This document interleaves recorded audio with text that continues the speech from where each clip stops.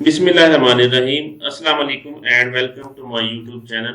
Budget 2023-24 में federal government employees की salaries के हवाले से और जो उनके अलाउंसेस इंक्रीज हुए उस हवाले से मैंने बात करनी है।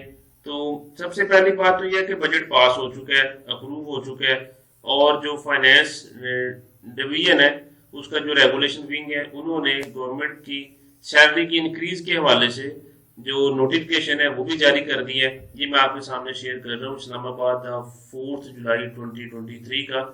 इस हवाले से जो सैलरी इंक्रीज हुई है वो यहाँ देखें, बेसिक पे scale 1 to 16 at the rate of 35% basic पे एज ऑन 30 जून 2023, 30 जून 2023 को, यानी इनका जो 35% है वो रनिंग बेसिक पे है।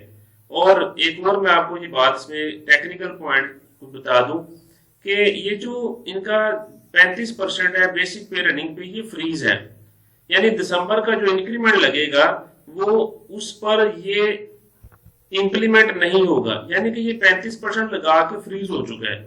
ये अगर दिसंबर का इंक्रीमेंट लगेगा तो उसके साथ ही अटैच नहीं है, ये 35% यहाँ पर फ्रीज हो चुका है। ये सारे के सारे दोस्त हैं, ये एम्बिगुइटी को क्लियर कर लें, ये टेक्निकल पॉइंट मैं आपसे यहाँ शेयर कर रहा हूँ।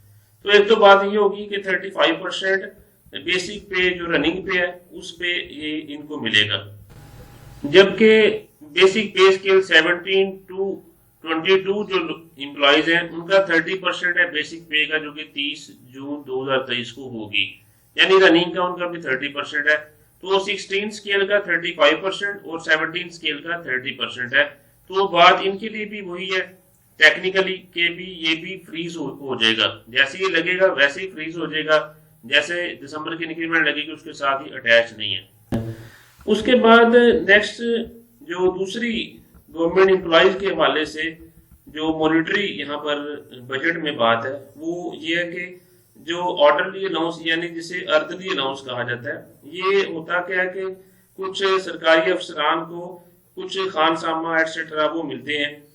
तो अब ये नहीं होता, अब ना उनको एक लमसम अमाउंट दे दी जाती है, तो अब उनको ये खानसामा या घरों में कोई काम करने के लिए कोई अर्दली वगैरह नहीं दिए जाते। तो अब फिर उनको क्या किया जाता है कि उनको लमसम पे दी जाती है, तो यानी कि एक अलाउंस दे दिया जाता है जिसको ये अर्दली अलाउंस कहा जाता है। तो ये पहले 17,500 पर मंथ था, अब उन्होंने बढ़ा के 25,000 पर मंथ कर दिया। एक तो ये बात होगी। तो तीसरी बात है कि एम्प्लॉइज का जो डेपुटेशन या एडिशनल चार्ज अलाउंस है, स्पेशल पे और करंट चार्ज, वो उन्होंने चेंज की है। डेपुटेशन अलाउंस जो बेसिक पे का 20% था और मैक्सिमम 12,000 तक मिल सकता था, अब उन्होंने बेसिक पे का 20% कर दिया है और किया 20,000 है मैक्सिमम, यानी उसकी जो अपर लिमिट है वो सिर्फ इनहेंस की है। उसके अलावा जो additional charge of identical post का था, वो पहले उसकी भी जो अपर लिमिट थी वो 12,000 थी, वो 20,000 कर दी गई है। इस तरह नॉन आइडेंटिकल पोस्ट का भी सेम यही है कि वो 10% था बेसिक पे का, भी 10 है, लेकिन उसकी जो अपर लिमिट है वो 12,000 थी, अब 20,000 कर दी गई है। इसके अलावा अगर करंट चार्ज पे कोई हो तो उसकी भी अपर लिमिट 12,000 थी, जो कि अभी 20,000 पे कर दी गई है। चौथी बात है कि conveyance loans to disable employees, तो ये पहले 2,000 था, अब उन्होंने 100% बढ़ा दिया है, तो 2,000 से लेके अब ये 4,000 पर मंथ हो चुका है। और ये कब से होगा? 1 जुलाई 2023 से, यानी जब से ये बजट इंप्लीमेंट हुआ इस माली साल से। तो ये फेडरल जो गवर्नमेंट एम्प्लॉइज हैं उनके हवाले से 4 ये बातें होगी। इसके अलावा टीए डीए के हवाले से वो भी बजट में रेट से रिवाइज हुए हैं, तो ये भी गवर्नमेंट मुलाजमीन के लिए एक अच्छी नवीद है। उसके अलावा जो पंजाब के एम्प्लॉयज़ हैं उनके लिए आपको पता है कि जो अभी गर्दिश कर रही हैं अफवाहें, वो 30% तो वो बात पेटेंट है, लेकिन वो इनिशियल बेसिक पे है। तो हमारा सबका मुतालबा यही है कि वफाक की तर्ज पर पंजाब के मुलाजमीन के साथ भी नाइंसाफ़ी बिल्कुल नहीं होनी चाहिए।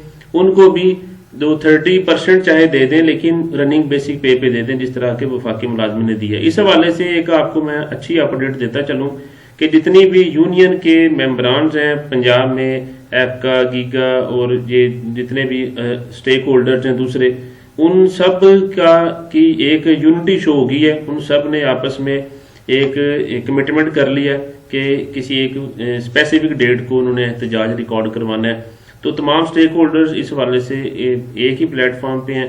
होप सो इंशाल्लाह कि गवर्नमेंट ऑफ पंजाब वो भी अपने इस डिसीजन पर नज़रसानी करेगी। Thanks for watching, please subscribe the channel and like the video. Thank you so much.